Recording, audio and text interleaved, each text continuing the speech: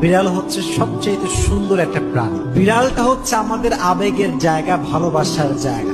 নবীজির একটা বিড়াল ছিল, নাম হচ্ছে মোয়েজ্জা। নাম কি? মোয়েজ্জা। একটা হাদিসে এসে অবাক করা হাদিস। দেখেন, নবীজি একবার ঘরে প্রবেশ করলেন, নবীজির জামা রাখা আছে। হাদিসে এসেছে নবী যখন ঘরে প্রবেশ করলেন, দেখলেন জামার এক সাইডে ছোট্ট একটা বিড়াল আরামে ঘুমাচ্ছে। সুবহানাল্লাহ, ঘুমিয়ে আছে।